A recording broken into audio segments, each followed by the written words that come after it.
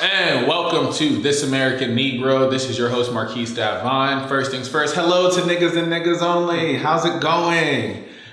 This show is essentially built to bridge academia and the hood. I really wanted this to just be a dope experience to talk about everything that's creation, education, and liberation. These are super important tenets to me, but I wanted this to become a full-on visual experience for everybody. So first and foremost, welcome, my niggas. I appreciate you for being here and joining me. Also, this is also going to be an audio experience. So not only are you going to see the visual part, but if you're ever like in your car or anything, you can also listen to it as well, because sometimes, you know, people be on the move, but you still get your content, okay? But other than that, today's episode, the debut episode of This American Negro, is with a wonderful guest, wonderful guest, Messiah Toure. Thank you. Hello. Thank you. So I wanted to have him as the first person to join us on this episode because I think it's so important to get the youth involved in everything from activism, education, but also helping become the architects of the world that you want to live in. Right. And this episode is really focused on how did Gen Z essentially revolutionize activism? What did that mean last year during the pandemic and the social uprisings? But then also, what does this mean to archive your information? And then ultimately, like, how did you get to this politic? So these are all the things we're going to worry about throughout this episode. So I appreciate you all for joining us. And now we can get started. You ready? Absolutely. Cool. But first things first, introduce yourself. Hello. My name is Messiah. I am the founder of the Black Archives movement, and I'm 18. Okay, so I'm newly an adult. Okay. Absolutely. But yes, no, I'm so happy to have you here. Look. Look. Like I said, I always tell you this, but like I knew you were something special when I first met you a couple of years. This is 2 years ago now? It's been 2. I think 2 so. years, yeah. 2 years ago now, and I've always just admired like how you moved in your own space, how you were always just ensuring you was taking care of family, taking care of yourself, but also you was always teaching something, you was always preaching something, and also just questioning everything. And to me, that draws fire. So I wanted to just ask, like, where did this politic come from? Like, when was that moment you were just like, yeah, I am full on radical, and we need to figure out this system is not working, so how do we redesign this, John? I think it stems from true observation. Like in growing into becoming, you know, who you choose to be and finding your identity, you go through a process of I want to say attraction and repulsion. You sort of or for me it was a matter of figuring out what I cannot identify with, what I disagree with, or what I find to be morally inept, like, and then from there, after you've and it's always going to be going on, but you start to figure out, okay, what do I actually enjoy? What can I identify with? Who am I? Those questions start to come into fruition, and then naturally, I believe you become radical. I don't subscribe to the notion that radical people are somehow extremist or they're violent or any of those things. I think it's radical to be a loving individual. I think it's radical in a world that's isolated, in a world that's corrupted or okay with corruption. So it stems from really just, it's hard to say objective self-analysis because we're always striving for objectivism. Right. But it comes from a sort of echolocative sort of what is me? You put yourself out there and you impress yourself on the world and you get that response back. And that's how you start to figure out what is what, and then you move. Right. And so I'm glad you kind of brought that up too, because what was like that moment for you where you were just like, oh, the world responds to me in a very particular kind of way. And like, that doesn't feel good. Right. It's been, I was born in, like, with my mom, with all of my community, I was born in a sort of understanding of Black liberation or Black identity. So I think the first sort of dissonance I felt was really in school. Like really, it always comes to you where you least expect it or you least want it. It was really in middle school. I had a white teacher. Her name was Miss Jonas. She was a leftist sort of politically oriented individual, but her politic was oftentimes it would exclude a lot of the young men, a lot of the black young men, and it was it just doesn't fit. And then you say all you want. You can say that, oh, I believe in equality or this, that, and the third, but actions speak louder. So that's where the dissonance starts to kick in, and you start to do the mental what is reality.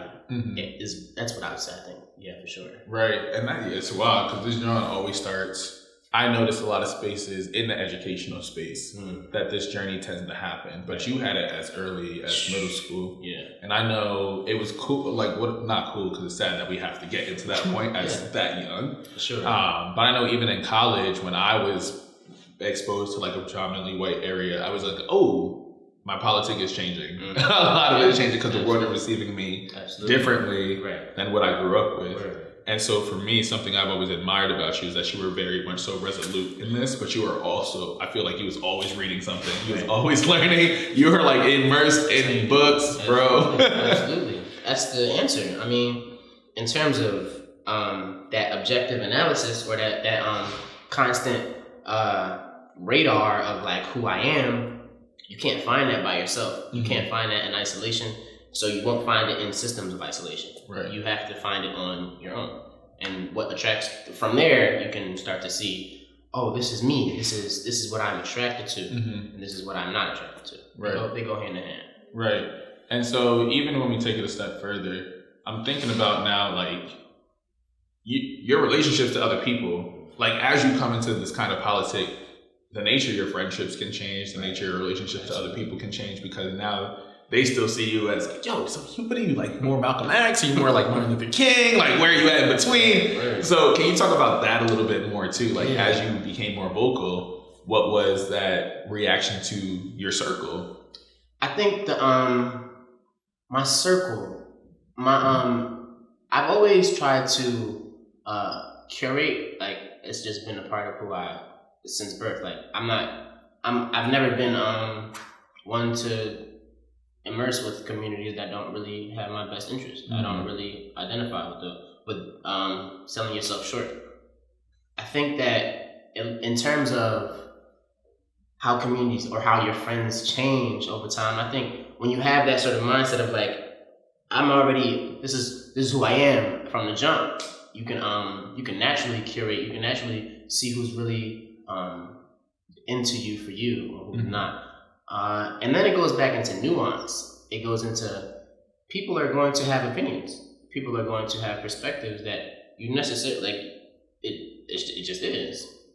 So the people who are willing to, the youth who are willing to identify with that perspective, understand or not, those people usually have the composure. The people who have the composure to converse or even disagree, those are people who I usually identify with because they're able to.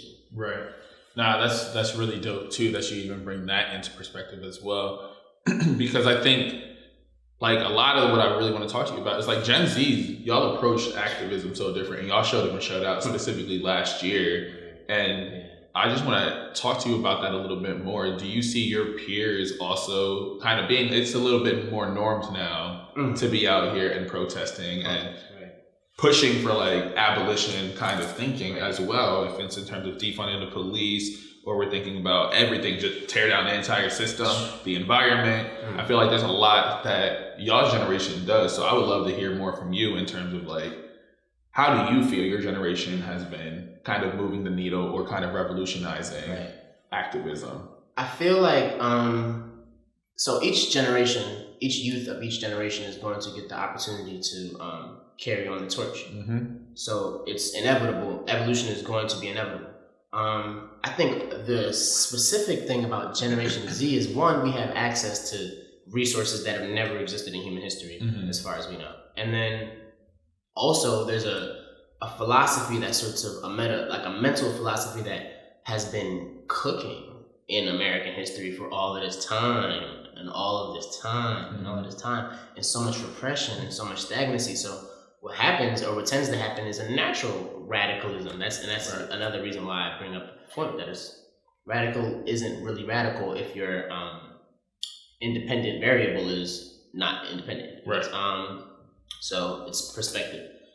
I think Generation Z also has this, because of the combination of the immense knowledge that we've been given access to and the righteous, which is hard to say because that's also subjective, but the righteous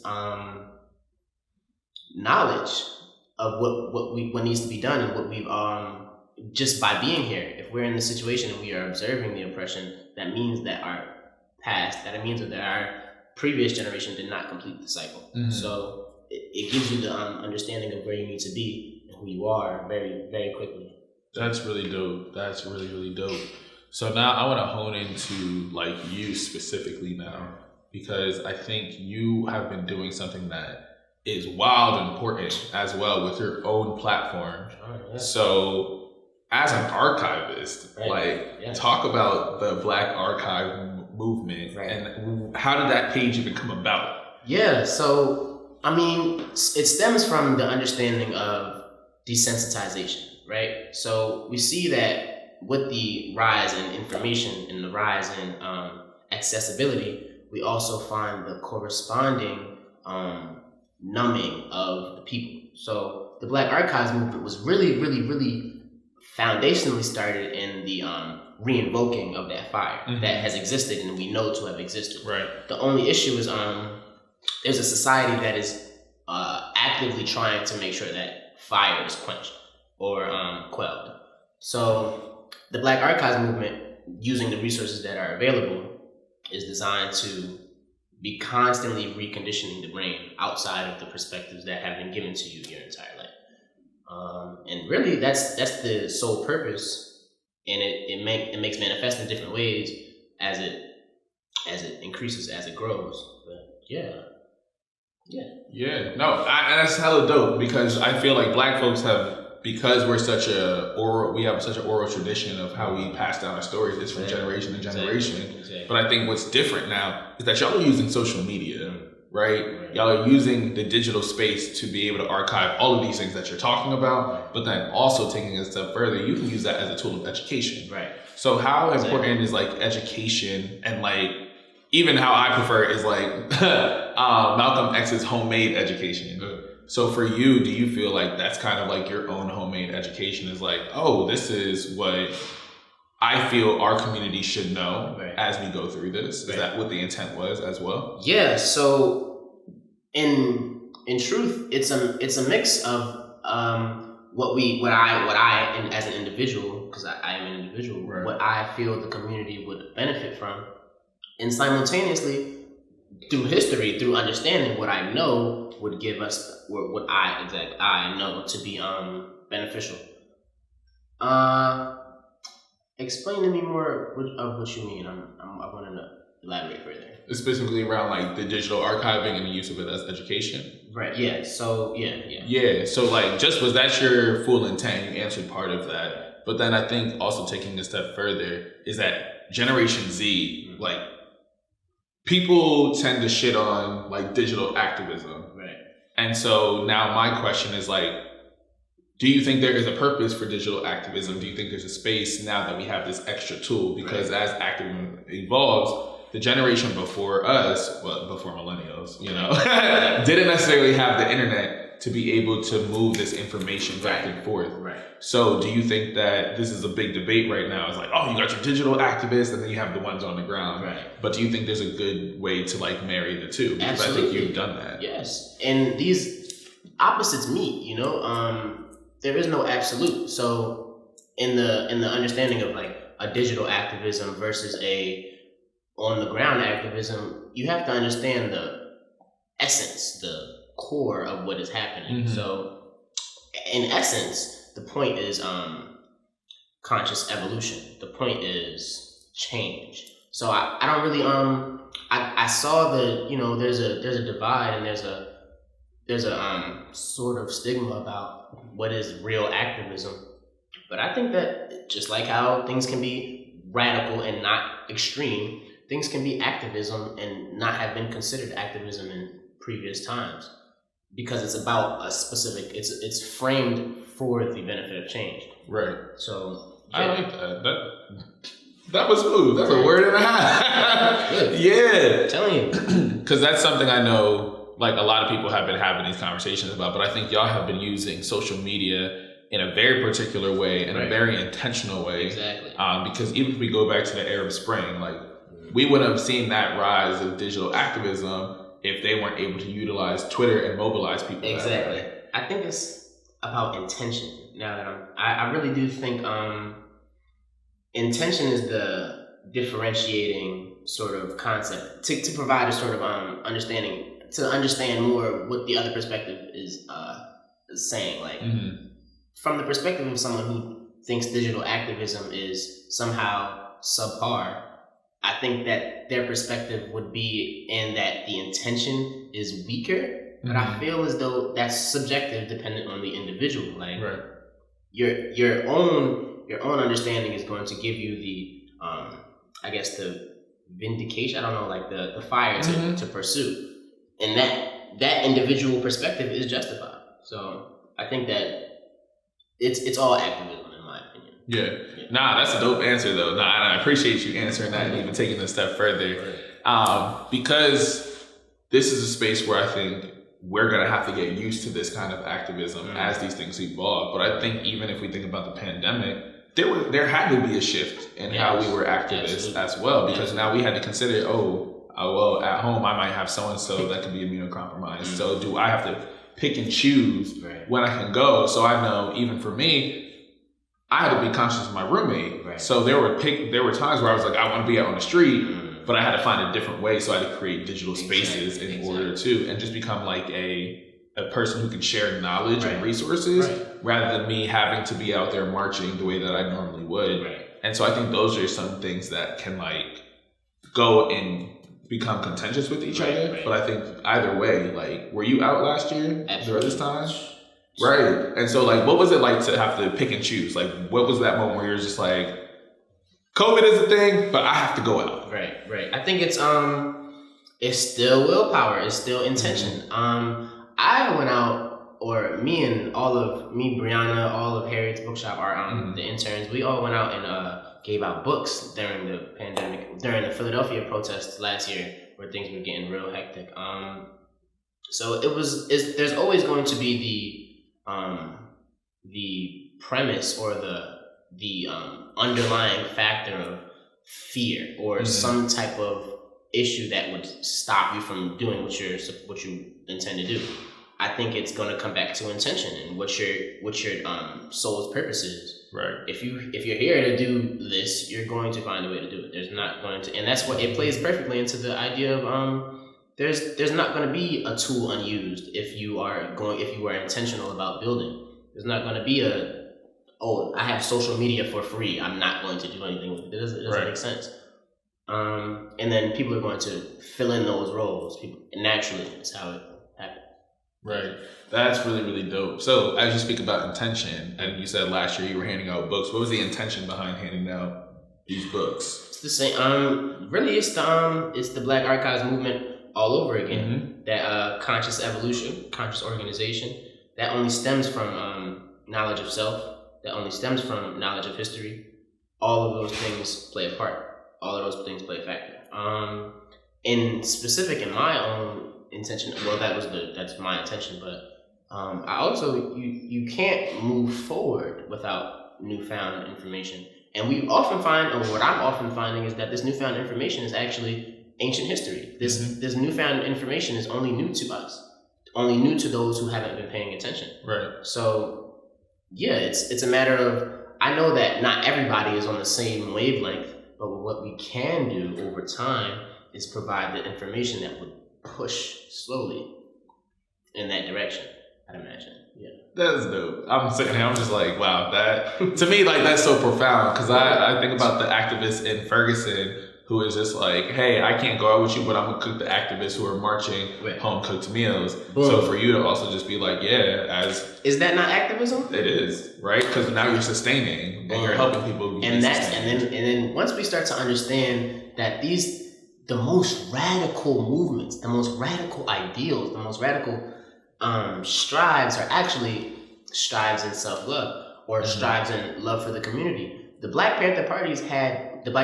had breakfast programs. They had, so it speaks to the importance behind understanding both sides of the spectrum. There's going to be revolution in the violent colonial sense. I understand that that's also because we are on this plane. I understand that. Very much so. On the other side of that coin is the understanding of a newfound, or I would call it newfound because it's new to me, a newfound sort of inner revolution, which is the understanding of, which provides for the understanding of each other as individuals. And I think that's the dopest type of revolution, because that's how you naturally eradicate a lot of systems, a lot of pervading prejudices inside of people's minds. You get to erase that just naturally over time. That John's fire. And I guess like even as we begin to wrap up the rest of this conversation now too, is like one, this is gonna be a two-parter. Where are you hoping to see the Black Archives movement go? Really, so in an understanding of the purpose, right? An understanding of conscious organization, which sounds like mystical and metaphysical, it really ends up being, the goals end up in physical being spaces that, or institutions and cycles that create the conscious organization that I'm seeing, that I'm looking for. So that the answer to your question will be systems, institutions. Spaces like it's so crazy to see spaces like Rec Philly. Talk about it. It's magic. And I mean, in terms of a self-determination, in terms of liberation, all of the concepts and isms that we've been striving to defeat or embody, we can do them ourselves. They come from ourselves. And even the systems that have taken from us. They are actually, the ideals that they understand are ours. They've been reversed and corrupted and destroyed, but they're ours originally. And I don't think that power goes away. You know, I think that it's beautiful to see spaces that embrace that power and use it to create something that can sustain a collective. That's conscious organization. I like it. Come on. You better chat your stuff. Take the sip out the mug if y'all haven't noticed. Okay, y'all see the good morning niggas and niggas on the mug? Okay, gang. All right. And that, to me, like, I've been so fascinated with how y'all move so much differently. And I respect it so much, because as I was like doing my research before getting here, like millennials and Gen Z are the first generation that actually, we don't care about capitalism as much anymore. Exactly. Like that's what research is now suggesting. And then even taking a step further, we have so many more things to, we don't have as much to lose. Like there's a lot of people who are just like, you have to think about legacy, and here's what the generation before had to think about as they were building these things. But now we're also just like, yeah, what does this all matter if we're not going to have anything and then that's, in the future? Oh my gosh. Right? It's like, so that position, that perspective in itself is a radical perspective. That perspective wasn't built from oh my gosh, where did this come from? It is the result of a trauma that has been undiagnosed for so long. I think that's perfect. Absolutely. For sure. Nah, and I thank you so much, because I think you are somebody who embodies this. I think thank you. Just the community that you're surrounded with, whether it's your friends, your books, Harriet's, all of this stuff, you are somebody I've learned from, but then also just knowing like, yo, we're in community with each other. Right. So just seeing you so young. Thank you. This is now seeing you, and he said he's 18 now. And I said, bruh, it's been really 2 years. Bugged out.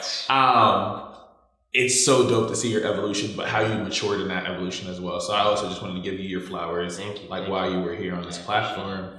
But ultimately, that's really what I wanted to get out of this conversation. I wanted to see, like, what did it mean to be a little bit more politically involved? What did it mean to be radical in this nature, but also know that this shifts relationships, this shifts your relationships to spaces and institutions and all of this kind of stuff. Absolutely. And so I do thank you for joining on this platform. Honestly, it comes right back to you. I'm sorry. You're good. Don't worry about it. It's just, and and that's why I was so starstruck just looking at the space and looking at the evolution, because I'm starting to learn that these things are like, everything that we see is only in a state of evolution. Like, so for example, even this setup, right? As you evolve, and as this American Negro evolves, and as the things that we do evolve, we start to see them in different lights. I think it's really beautiful to see, and then when you have a foundation that's actually rooted in something substantial and something beneficial to Black people and to all people, really, I think it only breeds sustainability. It only breeds some sort of change, some type of evolution. So I think you really, truly. Always. Like I said, I'm always a resource. I'm always going to be here for you. Thank you. But other than that, like, do you have any parting advice or parting words that you just reflect on from this conversation? I'd say, evolution is inevitable. So it's okay to be afraid of a system that is exploitative. It's okay to express fear and the want to protect your legacy. I totally understand the people behind the millennials are baby boomers. I understand their perspective of like pertaining to capitalism. I think it's shallow, but I think it's I understand. I understand exactly. I understand their perspective. So you can't fight change, and you won't fight change. You are change. So I think that as we change, we only can start to embody these principles more consciously. We can only start to understand truly what we are here for and what we're doing. So. Okay, because what you got on your shirt? Radical simply means grasping things at the root. At the roots. Okay. At the roots. And that's a whole word and a half. So before we get out of here though, where can the people find you? Can they follow? Absolutely. You can follow the Black Archives Movement at Black Archives Movement on Instagram, Twitter, all your social medias. We're also available. You can find us on the Black Archives Network, which is www.blackarchives.net. We're gonna keep on expanding. We're gonna keep on evolving. Observe. So yes, that's a fact. And that is a wrap for This American Negro. Remember, this is our aim to bridge academia to hood by ideas of creation, education, and liberation. But on that note, goodbye to niggas and niggas only. Clink with that with me. There we go. Absolutely. Beautiful.